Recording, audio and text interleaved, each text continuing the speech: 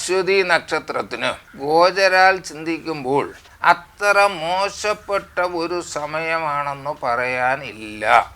എന്നാൽ അശ്വതി നക്ഷത്രത്തിൻ്റെ രാശ്യാധിപനായ ചൊവ്വ മറ്റ് ചില ഗ്രഹങ്ങളോടൊപ്പം ചേരുന്ന കാലഘട്ടത്തിൽ, പ്രത്യേകിച്ചും കുംഭം രാശിയിലും മറ്റും വരുമ്പോഴും കർക്കിടകത്തിൽ തന്നെ നിലകൊള്ളുമ്പോഴും അശ്വതിക്കാർ ഒന്ന് ശ്രദ്ധിക്കേണ്ടതായിട്ടുണ്ട്.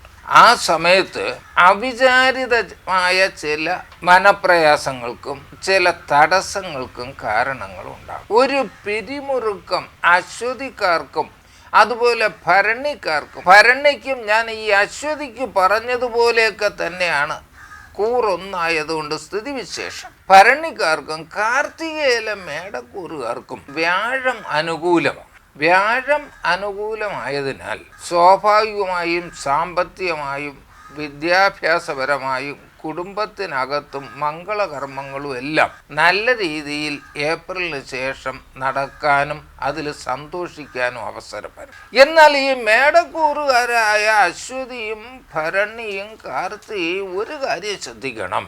അവർക്ക് 12-ൽ രാഹുവും 6-ൽ കേതുവും നിൽക്കുകയാണ്. അതിനാൽ ഈ 2024 മൊത്തം തന്നെ അശ്വതി ഭരണി കാർത്തിക മേടക്കൂറും ഇത്രയും കൂട്ട് അങ്ങോട്ട് ചെന്ന് ശത്രുത ഉണ്ടാക്കാതിരിക്കുക. ശത്രുത, അകാരണമായ അശാന്തി, ഇതൊക്കെ വരാനുള്ള സാധ്യതയുണ്ട്. അതിനാൽ അങ്ങേയറ്റം ഈശ്വരീയത വർദ്ധിപ്പിച്ച് മുന്നോട്ട് പോവുക. മൊത്തത്തിൽ എന്തൊക്കെ പരിഹാരം ചെയ്യണമെന്നുള്ളത് ഈ എല്ലാ കൂറിനെ കുറിച്ചും പറഞ്ഞിട്ട് ഞാൻ ഒടുവിൽ പറയുന്നതാണ്. അശ്വതി ഭരണി കാർത്തിക മേടക്കൂറുകാരിൽ തന്നെ ചൊവ്വാദശ, രാഹുദശ, ശനിദശ അനുഭവിക്കുന്നവർ, നിങ്ങൾക്ക് നിങ്ങളുടെ ജാതകമോ ഗ്രഹനിലയോ എടുത്ത് നോക്കുമ്പോൾ അത് മനസ്സിലാകും. അവർ കൂടുതൽ ശ്രദ്ധിക്കണം. പ്രശ്നങ്ങളിൽ ചെന്ന് പെടാതിരിക്കാനും കൂട്ടുകെട്ടിൽ നിന്നും ബുദ്ധിമുട്ട് വരാതിരിക്കാനും അല്ലെങ്കിൽ ചെയ്തുകൊണ്ടിരിക്കുന്ന കർമ്മങ്ങളിൽ ആലസ്യം വരാതിരിക്കാനും നമ്മൾ എന്തു തന്നെ വന്നാലും തളരാതെ മുന്നോട്ട് പോകാനുള്ള ഒരു നവോന്മേഷം, 24-ൽ ഒരു പുതിയ ഊർജ പ്രവാഹം നമ്മളിൽ നമ്മൾ തന്നെ ഉണ്ടാക്കിയെടുക്കണമെന്ന് ഞാൻ ഈ മേടക്കൂറുകാരോട് പറയുകയാണ്. ഇടവക്കൂറുകാരെ സംബന്ധിച്ചിടത്തോളം ഇടവക്കൂറുകാർക്ക് നേരത്തെ ഞാൻ സൂചിപ്പിച്ചു, ശനി കണ്ടകനാണ്. വ്യാഴവും 12-ലാണ്. വ്യാഴം 12-ലെന്ന് പറയുമ്പോൾ ഈശ്വരാധീനം മങ്ങിപ്പോയി എന്ന് നമ്മൾ ചിന്തിക്കേണ്ടി വരും. അതുപോലെ തന്നെ ആത്മസ്ഥാനത്ത് കേതു. എന്തെല്ലാം കാര്യങ്ങൾ ചെയ്താലും ഒടുവിൽ അത് വെളുക്കാൻ തേച്ചത് പാണ്ടാവുക എന്ന് പറഞ്ഞതുപോലെ നമുക്കെന്തോ നമ്മുടെ മനസ്സിൻ്റെ ഒരു തൃപ്തിക്ക് അനുസരിച്ച് കാര്യങ്ങൾ മുന്നോട്ട് പോകുന്നില്ല എന്ന് ഇടവക്കൂറുകാർക്ക് തോന്നാവുന്ന ഒരു സാഹചര്യമുണ്ട്. കാർത്തികയിലെ ഇടവക്കൂറും രോഹിണിയും മകയിരത്തിലെ ആദ്യത്തെ പകുതിയും കൂടെ ചേർന്നതാണ് ഇടവക്കൂറ്. അതുകൊണ്ട് കണ്ടകശനി നിലനിൽക്കുന്നതിനാൽ ഈ കാർത്തികക്കൂറുകാർ ശനിയാഴ്ച ദിവസം ഒരു വ്രതം അനുഷ്ഠിക്കുന്നതും പ്രത്യേകിച്ചും ഈശ്വരാധീനം വർദ്ധിപ്പിക്കാൻ വേണ്ട കാര്യങ്ങൾ ചെയ്യുന്നതും നല്ലതാണ്. ഈ കൂറിലും ചൊവ്വ, രാഹു, ശനി ദശയിൽ ഉള്ളവരും വ്യാഴം ഇപ്പം 2 രാശിയിലേക്ക് മാറി വരുന്നത് കൊണ്ട് വ്യാഴഗ്രഹത്തെയും നിങ്ങൾ പ്രത്യേകിച്ച് ശ്രദ്ധിച്ച് അനുകൂലമാക്കണം എന്ന് പറയുകയാണ്. അങ്ങനെ ചെയ്താൽ ഇടവക്കൂറുകാർക്ക് ഗുണകരമാകും. മൂന്നാമതായി മിഥുനക്കൂറാണ്. മിഥുനക്കൂറിൽ മകയിരത്തിൻ്റെ 2ാം ഭാഗവും തിരുവാതിരയും പുണർദത്തിൻ്റെ ആദ്യത്തെ മുക്കാലും കൂടെ ചേർന്നതാണ് മിഥുനക്കൂർ.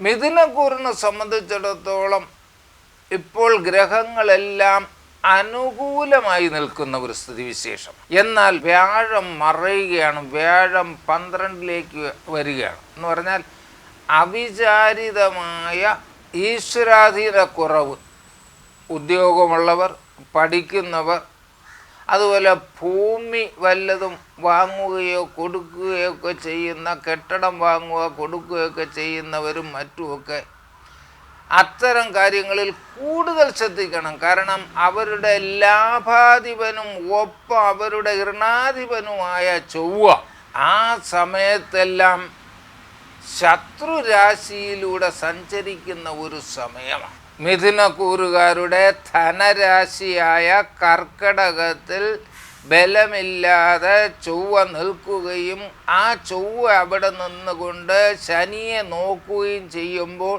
സ്വാഭാവികമായും നാം വളരെ ജാഗ്രത കാണിച്ചില്ലെങ്കിൽ വലിയ വലിയ വലിയ കാര്യങ്ങൾ നമ്മൾ ആയിരിക്കുമെന്ന രീതിയിൽ ചെയ്യുന്നത് ഒടുവിൽ മനപ്രയാസത്തിനും ഇച്ഛാഭംഗത്തിനും കളമൊരുക്കും. എന്നാൽ ശനി ഭാഗ്യസ്ഥാനത്ത് നിൽക്കുകയും അവരുടെ ഭാഗ്യാധിപതി തന്നെ, മീനൻ രാശിയുടെ ഭാഗ്യാധിപതി തന്നെ ശനിയാണ്. ശനി ഭാഗ്യാധിപതിയായി സ്വന്തം ക്ഷേത്രത്തിൽ നിൽക്കുകയും വ്യാഴം ഏറെക്കുറെ 11-ൽ നിൽക്കുകയും ബാക്കി ഗ്രഹങ്ങളെല്ലാം താരതമ്യേന കൂടുതൽ ഗുണകരമായി നിൽക്കുകയും ചെയ്യുന്നതിനാൽ ജാഗ്രതയുള്ള മിഥുനൻ രാശിക്കാർക്ക് പലവിധ ഗുണാനുഭവങ്ങളാണ് ജ്യോതിഷപ്രകാരം കാണുന്നത്. അടുത്ത രാശി കർക്കടകമാണ്. കർക്കടകത്തെ സംബന്ധിച്ചിടത്തോളം പുണർദത്തിൻ്റെ അവസാന പാദവും പൂയവും ആയില്യവും കൂടി ചേർന്നതാണ് കർക്കടക രാശി. കർക്കടക രാശിക്കാർക്ക് അപ്രിയമായ ഒരു കാര്യം ഞാൻ ആദ്യമേ സൂചിപ്പിക്കട്ടെ. നിങ്ങളുടെ ശനി അഷ്ടമത്തിലാണ്. അഷ്ടമം എന്ന് പറഞ്ഞാൽ തന്നെ ശനി നമുക്ക് പ്രിയകരമല്ലാത്ത ചില വിപരീതാനുഭവങ്ങൾ തരും എന്ന് വേണം സൂചിപ്പിക്കാൻ. ശനി അഷ്ടമത്തിൽ നിൽക്കുന്നതിനാൽ നിങ്ങൾ ശനിയെ പ്രീതിപ്പെടുത്താനും ഈശ്വരാധീനം കുറയാതിരിക്കാനും വളരെയധികം ശ്രദ്ധിക്കണം. നിങ്ങൾ ശനീശ്വരനെയും ചൊവ്വയെയും കൂടുതൽ ശ്രദ്ധിക്കുകയും ഒപ്പം ഈശ്വരാധീനം മറ്റേത് വർഷത്തെക്കാളും കൂടുതൽ നിലനിർത്താൻ സ്വയം ജാഗ്രത കാണിക്കുകയും ചെയ്യുക. ഇതിൽ തന്നെ ചൊവ്വാദശ, രാഹുദശ, ശനിദശ ഇപ്പോൾ നിലവിലുള്ളവർ കൂടുതൽ ഒരു ശ്രദ്ധ കാണിക്കുകയും എനിക്ക് ഇന്ന ദശയാണ്, ഞാൻ ജാഗ്രതയോടെ ഒന്ന് നീങ്ങണമെന്നും സദാ ഓർമ്മിക്കുക. അടുത്ത് ചിങ്ങൻ രാശി. ചിങ്ങൻ രാശിയിലേക്ക് വരുമ്പം മകം, പൂരം, ഉത്തരത്തിൻ്റെ ആദ്യത്തെ പാദവും കൂടെ ചേർന്നതാണ് ചിങ്ങൻ രാശി. ആ ചിങ്ങൻ രാശിയിൽ നിൽക്കുന്ന നക്ഷത്രങ്ങൾ ഞാൻ പറഞ്ഞു, മകം, പൂരം, ഉത്തരത്തിൻ്റെ ആദ്യത്തെ പാദം. ഇവർക്ക് ഇപ്പോൾ കണ്ടക ശനിയാണ്. കണ്ടകം എന്ന വാക്കിൻ്റെ തന്നെ അർത്ഥം നിങ്ങൾ ഓർമ്മിക്കുക. കണ്ടകം എന്ന് പറഞ്ഞാൽ മുള്ള്. ശനി കണ്ടകസ്ഥാനത്ത് നിൽക്കുകയാണെങ്കിൽ എന്ത് തൊട്ടാലും ഏത് തൊട്ടാലും മുള്ളി ചവിട്ടുമ്പോൾ നമുക്കൊരു വേദന വരുമ്പോൾ എല്ലാം നമുക്കൊരു വേദനിപ്പിക്കുന്ന അനുഭവമായിട്ട് വരും. പക്ഷേ എന്ന് പറഞ്ഞുകൊണ്ട് നമുക്ക് വേറെ വലിയ ദോഷമൊന്നും വരില്ല. അപ്പോൾ അതിന് നിങ്ങൾ കൂടുതൽ ഈശ്വരാധീനം വർദ്ധിപ്പിച്ചു കൊണ്ടിരിക്കുക. അതേസമയം നിങ്ങൾക്ക് വ്യാഴം ഭാഗ്യസ്ഥാനത്താണ് നിലവിൽ. 2024 ആരംഭിക്കുമ്പോഴും അങ്ങനെയാണ്. അത് കഴിഞ്ഞ് വ്യാഴം കർമ്മസ്ഥാനത്തേക്ക് വരുന്നു. ആ നിലയിലെല്ലാം മറ്റ് രാശിക്കാർക്ക് അപ്പുറം തന്നെ ശ്രദ്ധിക്കുന്നവർക്ക് ഗുണം വരാനുള്ള ഒരു കാലവും കൂടിയാണ്. അതിലും രാഹുദശ, ചൊവ്വാദശ, ശനിദശ ഉള്ള ചിങ്ങം കൂറുകാർ കൂടുതൽ ഒരു ശ്രദ്ധ കാണിക്കുന്നത് നന്നായിരിക്കും. അടുത്ത് കന്നിരാശിയിലേക്ക് പോവുകയാണ്. കന്നിരാശിയിൽ ഉത്തരത്തിൻ്റെ അവസാനത്തെ 1/4 ഭാഗവും അത്തവും ചിത്തിരയുടെ പകുതിയും ചേർന്നതാണ് കന്നി. കന്നിക്ക് 6-ൽ ശനിയും 8-ൽ വ്യാഴവും, മെയ് 1 മുതൽ ആ വ്യാഴം ഭാഗ്യസ്ഥാനത്തേക്കും ജന്മത്തിൽ കേതുവുമാണ്. ഒരു ചൊല്ലുപയോഗിച്ച് പറഞ്ഞാൽ മൂട്ടിലെ ചൊറി ഇരിക്കപ്പൊറുതി കൊടുക്കൂല എന്ന് പണ്ട് പറയും. നാം ഇരിക്കുന്ന ഭാഗത്ത് ഒരു ചൊറിയുണ്ടെങ്കിൽ നമ്മൾ എത്ര നല്ല സീറ്റിലിരുന്നാലും നമുക്കങ്ങോട്ട് ചൊവ്വേ ഇരിക്കാൻ പറ്റില്ല. ഒരു ഇരുത്തത്തിന് ഒരു ശരി കിട്ടില്ല. കേതു നിങ്ങളുടെ ജന്മത്തിൽ തന്നെ നിൽക്കുകയാണ്. അതുകൊണ്ട് എന്തെങ്കിലുമൊക്കെ ചില അല്ലറ ചില്ലറ ചില കാര്യങ്ങൾ നമുക്ക് ഉണ്ടായിക്കൊണ്ടിരിക്കും ഈ 2024. പക്ഷേ അതുകൊണ്ട് നിങ്ങളുടെ കാര്യങ്ങളൊന്നും മുടങ്ങാൻ പോകുന്നില്ല. കാരണം നിങ്ങൾക്ക് ഈ വ്യാഴം ഭാഗ്യസ്ഥാനത്താണ്. നിങ്ങൾ ആഗ്രഹിക്കുന്ന കന്നി കൂറുകാർ ആഗ്രഹിക്കുന്ന എല്ലാ കാര്യങ്ങളും വളരെ മംഗളമായി നടക്കുമെന്നുള്ളതാണ് കാണുന്നത്. എന്നാൽ 7-ൽ രാഹു നിൽക്കുന്നതിനാൽ വിവാഹം കഴിഞ്ഞ് കുടുംബജീവിതം നയിക്കുന്നവരും വിവാഹത്തിന് വേണ്ടി ഇണയെ തേടുന്നവരും ഒരു മൂന്നാം കണ്ണെന്ന് പറയുന്നത് പോലെ നമ്മൾ സാധാരണ ഒരു ശ്രദ്ധ കുടുംബജീവിതത്തെക്കുറിച്ച് കാണിച്ചാൽ പോരാ, കുറെ കൂടി ഒരു ജാഗ്രത കാണിക്കണം. കുറെ കൂടി ജാഗ്രത കാണിച്ചില്ലെങ്കിൽ നമ്മുടെ സ്വഭാവത്തെക്കുറിച്ച് ആരെങ്കിലും ആക്ഷേപകരമായ ഒരു അഭിപ്രായം പ്രകടിപ്പിച്ചാൽ അവരെ കുറ്റപ്പെടുത്താൻ നമുക്ക് സാധിക്കാത്ത വിധമുള്ള സന്ദർഭങ്ങളുണ്ടാവും. അതിനാൽ നമ്മുടെ സ്വഭാവത്തെ, പ്രത്യേകിച്ചും കുടുംബജീവിതത്തിലും മറ്റിടപെടലുകളിലും നമ്മൾ ആൾക്കാരോട് ഇടപെടുമ്പോൾ ഒരു മിതത്വവും ഒരു മാന്യതയും നിലനിർത്തി മുന്നോട്ട് പോയാൽ കന്നി രാശിക്കാർക്ക് 24 വളരെ നന്നായിരിക്കുമെന്നാണ് എൻ്റെ ഒരു കണക്കുകൂട്ടൽ. ആ രാശിയിലും ഞാൻ പറഞ്ഞില്ലേ, ചൊവ്വ, രാഹു, ശനി, അതിലുപരി വ്യാഴത്തിനെയും കൂടി അനുകൂലമാക്കാൻ നിങ്ങൾ സദാ ശ്രമിക്കുക. കാരണം വ്യാഴം നിങ്ങൾക്ക് അഷ്ടമത്തിലാണ്. അതുകൊണ്ട് ശിവക്ഷേത്രത്തിലും മറ്റും മൃത്യുഞ്ജയ അർച്ചന ഈ കൂറുകാർ നടത്തുന്നത് നല്ലതാണ്.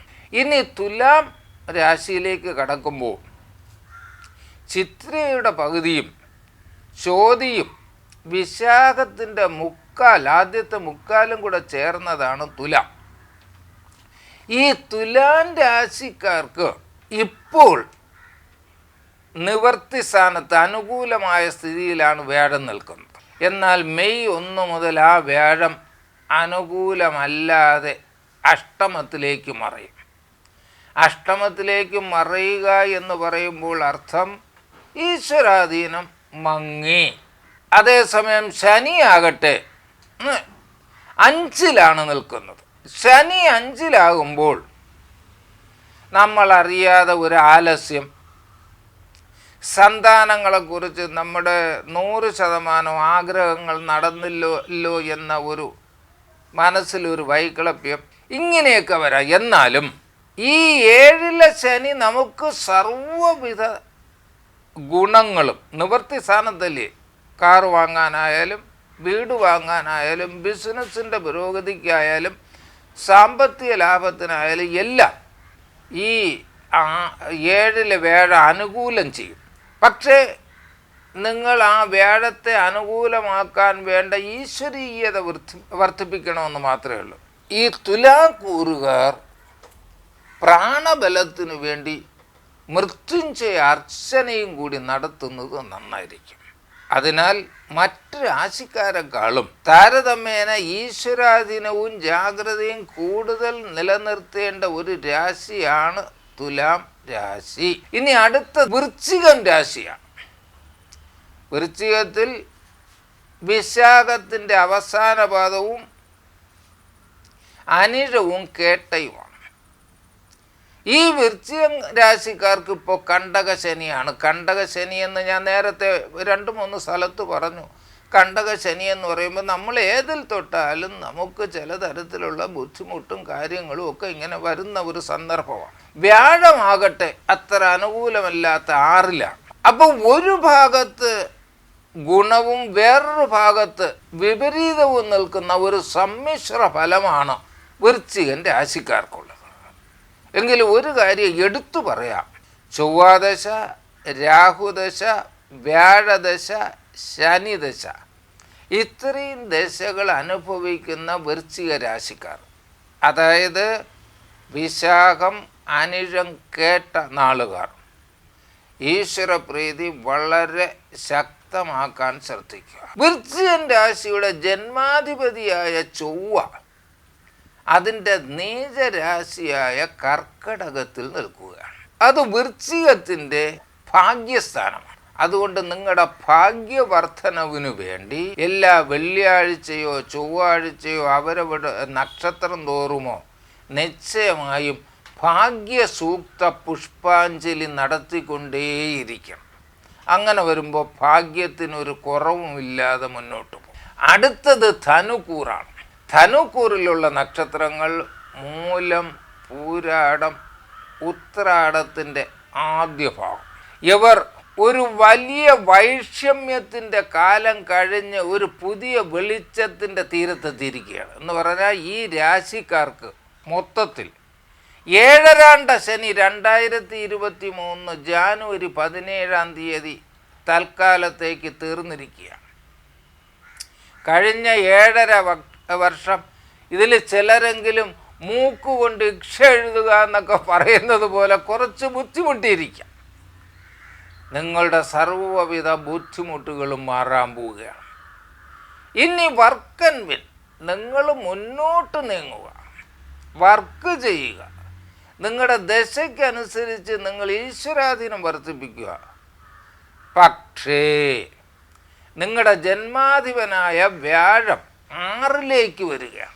6ലേക്ക് വരുമ്പോൾ നിങ്ങൾ കടം വർദ്ധിക്കാതിരിക്കാൻ, ഐശ്വര്യം വർദ്ധിക്കാൻ, ഭാഗ്യം വർദ്ധിക്കാൻ വേണ്ട നടപടികൾ, ഭാഗ്യസൂക്താർച്ചന, അതുപോലെ തന്നെ മറ്റ് പലതരത്തിലുള്ള ക്ഷേമകരമായ പൂജകളും ദർശനങ്ങളും അർച്ചനകളും കൂടി നടത്തിക്കൊണ്ട് വന്നാൽ ധനുക്കൂറുകാർക്ക് ഈടുറ്റ നല്ല ഗുണകരമായ അനുഭവങ്ങൾ ഉണ്ടാകുന്ന മാറും.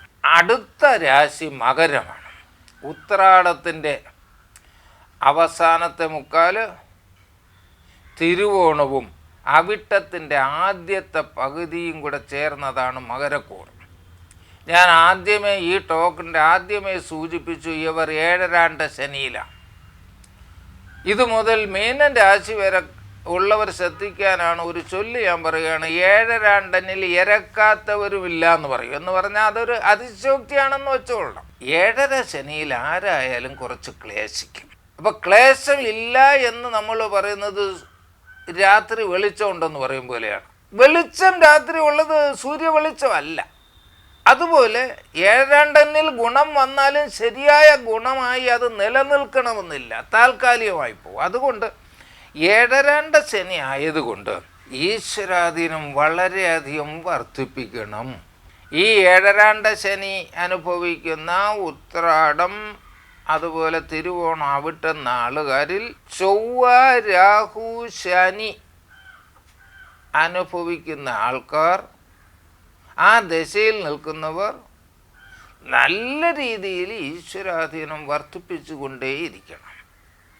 പ്രത്യേകിച്ചും ഇതിലെ അവിട്ട നക്ഷത്രത്തിൻ്റെ ജന്മാധിപനായ ചൊവ്വ മറ്റു പല വർഷത്തെക്കാളും കൂടുതൽ രാശി സഞ്ചരിക്കുകയും പലപ്പോഴും ശനിയുമായി നീചരാശിയുമായി ബന്ധപ്പെടുന്നത് കൊണ്ട് അവിട്ടംകാർക്ക് അപ്രതീക്ഷിതമായ ഉയർച്ച താഴ്ച അനുഭവങ്ങളും വരാം. അതുകൊണ്ട് അവർ ഭാഗ്യ സൂക്ത അർച്ചനയും ചൊവ്വാഴ്ച തോറും ദേവീക്ഷേത്രങ്ങളിലും മറ്റു പോവുകയും അവർ പരമാവധി ആയുരാരോഗ്യ സൗഖ്യത്തിന് വേണ്ടി സ്വയം ഒരു ജാഗ്രതയും കൂടെ നിലനിർത്തണം. അടുത്ത രാശി എന്ന് പറയുന്നത് കുംഭം. കുംഭൻ രാശിയിലുള്ളത് അവിട്ടത്തിൻ്റെ 2ാം ഭാഗവും ചതയവും പൂരുരുട്ടാതിയുടെ ആദ്യത്തെ 3/4 ഭാഗവുമാണ്. ഈ കുംഭക്കൂറുകാർക്ക് ജന്മത്തിലാണ് ശനി. ഏഴരാണ്ട ശനിയിൽ തന്നെ ജന്മശനി 2.5 വർഷം നിൽക്കും. ആ 2.5 വർഷമാണ് കൂടുതൽ കഠിനമായ വിപരീത അനുഭവങ്ങൾ വരാൻ സാധ്യത. എന്നാൽ കുംഭൻ രാശിയിലെ ഏഴരാണ്ട ശനിയിലെ ജന്മത്തിലെ ശനി അത്ര വലിയ ദോഷം ചെയ്യില്ല. എന്തുകൊണ്ടാണ്? കുംഭം ശനിയുടെ സ്വക്ഷേത്രമാണ്, മൂലക്ഷേത്രമാണ്.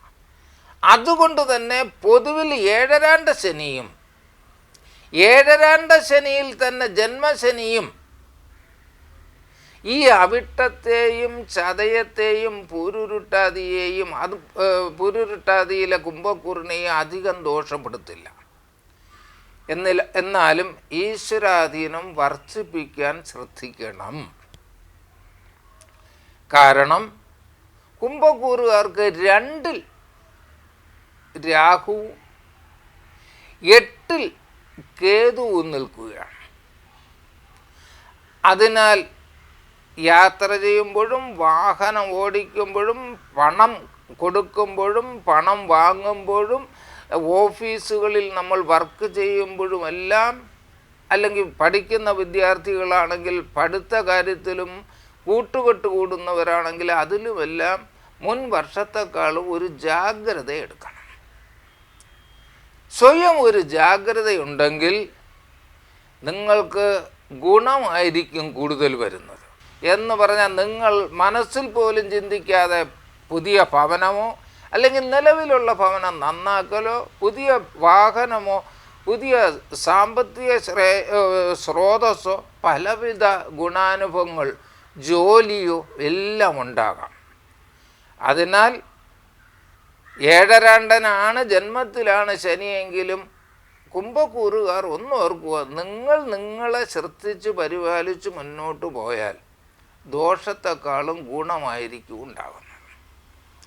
ഇനി അവസാനത്തേത് ആയ മീനൻ രാശിയാണ്. മീനൻ രാശിയിൽ ആ പൂരുരുട്ടാതിയുടെ അവസാന പാദവും ഉത്രട്ടാതിയും രേവതിയും കൂടെ ചേർന്നതാണ് മീനൻ രാശി. ഇവരും ഏഴരാണ്ട ശനിയിലേക്ക് ആണ് നിൽക്കുന്നത്. നേരത്തെ ഏഴരാണ്ട ശനിക്ക് പറഞ്ഞ ഈശ്വരാധീനം ഈ രാശിക്കാരും ശ്രദ്ധിക്കണം. പക്ഷെ ഇവിടെ ഒരു കാര്യം ആദ്യമേ ഞാൻ എടുത്തു പറയട്ടെ. മീനൻ രാശിക്കാർ അതിൽ ചൊവ്വ, രാഹു, വ്യാഴം ഒപ്പം ശനി ദശ ഉള്ളവർ വിശേഷാൽ ഈശ്വരാനുഗ്രഹം നേടാൻ ശ്രദ്ധിക്കണം. അതുപോലെ തന്നെ കുടുംബജീവിതത്തിലും വിവാഹാദി കാര്യത്തിലും മറ്റുള്ളവരോട് ഇടപെടുമ്പോഴുമെല്ലാം കഴിയുന്നതും പ്രശ്നം വരാതിരിക്കാൻ അങ്ങേറ്റം ക്ഷമയും വാക്കുകൾ ഉപയോഗിക്കുമ്പോൾ വളരെ ജാഗ്രതയും നമ്മളിലൂടെ എന്തെങ്കിലും ഒരു പ്രശ്നം ആരംഭിച്ചെന്ന് വരാൻ തോന്നാത്ത വിധവും നിന്നാൽ ഗുണാനുഭവം കൂടും.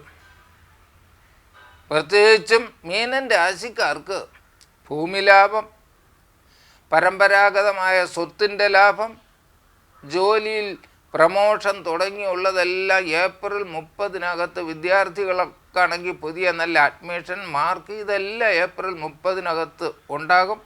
അതിനുശേഷം അത് നല്ല രീതിയിൽ നിലനിൽക്കാനും കഴിയും. ജന്മാധിപൻ നല്ല രീതിയിൽ നിൽക്കുകയാണ്. അങ്ങനെ ഒരു ജാഗ്രതയുണ്ടെങ്കിൽ ഗുണം കൂടുകയും ദോഷം കുറയുകയും ചെയ്യുന്ന നിലയിലാണ് രേവതിക്ക്. അങ്ങനെ ഞാൻ 27 നക്ഷത്രത്തെയും ബന്ധിപ്പിച്ചുകൊണ്ട് 12 രാശിയുടെയും കൂറിൻ്റെയും ഏറെക്കുറെ ഒരു ഫലം സൂചിപ്പിച്ചു. ഇനി ഞാൻ അതിൻ്റെ ഏകദേശം ഒരു പരിഹാരം പറയാം. ആദ്യം നവഗ്രഹങ്ങൾക്ക്. സൂര്യന് വേണ്ടിയിട്ടാണെങ്കിൽ നമ്മൾ ശിവക്ഷേത്രത്തിലും, ചന്ദ്രന് വേണ്ടിയിട്ടാണെങ്കിൽ ദേവി, പ്രത്യേകിച്ചും പൗർണമി ദേവിയെയും, ശുക്രന് വേണ്ടിയിട്ട് ഗണപതിയെയും അതുപോലെ തന്നെ ദേവിയെയും ലക്ഷ്മിയെയും അങ്ങനെ ദേവീക്ഷേത്രത്തിലും, അതുപോലെ തന്നെ ചൊവ്വയ്ക്ക് വേണ്ടിയിട്ട് മുരുകനെയും ഭദ്രകാളിയെയും രൗദ്രകാളിയെയും ചൊവ്വാഴ്ചയും, രാഹുവിന് വേണ്ടിയിട്ട് സർപ്പപ്രീതി നാഗപ്രീതിയും, വ്യാഴത്തിന് വേണ്ടിയിട്ട് വൈഷ്ണവ തേജസ് വിഷ്ണു, അനന്തപത്മനാഭൻ, ശ്രീരാമൻ, നരസിംഹം തുടങ്ങിയുള്ള തേജസ്സിനെയും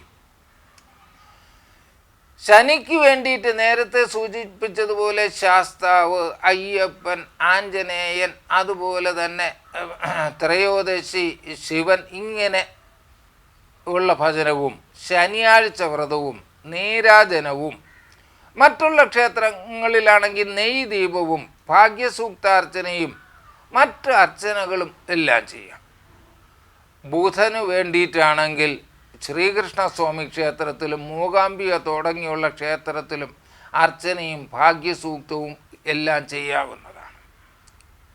അതുപോലെ തന്നെ ഏഴരാണ്ട ശനി നിലവിലുള്ളവരും കണ്ടകശനി നിലവിലുള്ളവരും അതുപോലെ അഷ്ടമശനി അഷ്ടമ വ്യാഴമുള്ളവരും വ്യാഴം മാറി നിൽക്കുന്നവരുമെല്ലാം തന്നെ പ്രാണബലത്തിനു വേണ്ടി ശിവക്ഷേത്രത്തിൽ അവരവരുടെ നാളുതോറും മൃത്യുഞ്ജയ അർച്ചന കൂടി നടത്തുന്നത് നല്ലതാണ്.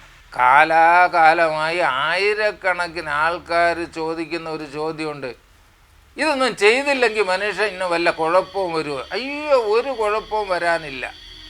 ഞാനും അങ്ങനെ പറയുന്നില്ല. പക്ഷേ ഇങ്ങനെ ഒന്ന് പറയുന്നത് കൊണ്ടും അത് നമ്മൾ കേൾക്കുന്നത് കൊണ്ടും ഉള്ള ഗുണമെന്തെന്ന് ഒരു ഉപമയിലൂടെ, ഉദാഹരണത്തിലൂടെ ഞാൻ വ്യക്തമാക്കാം. പണ്ട് നമ്മൾ നാട്ടും പുറത്തൂടെ നടക്കുമ്പോൾ വയലിൻ്റെ വരമ്പത്ത് ചെളി കാണും. ആ ചെളി ചവിട്ടി നമ്മൾ നടക്കുമ്പോൾ നല്ല വഴുക്കൽ കാണും. അപ്പോൾ വഴുക്കലുള്ളപ്പം ചിലപ്പം മുതിർന്നവർ നമ്മൾ കുട്ടിക്കാലത്ത് നടക്കുമ്പോൾ പറയും, മക്കളെ നീ പെരുവിരൽ ഊന്നി പതുക്കെ അങ്ങ് പോ, എങ്കിൽ നീ വീഴൂല്ല എന്ന് പറയും.